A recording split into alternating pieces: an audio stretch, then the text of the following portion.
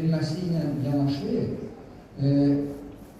ən əsas hesab edirəm ki, bir bələdçi formatında müəllim kimi fəaliyyət göstərməlidir, fasilitator kimi fəaliyyət göstərməlidir, düzgün yol göstərməlidirlər gənclərimizə.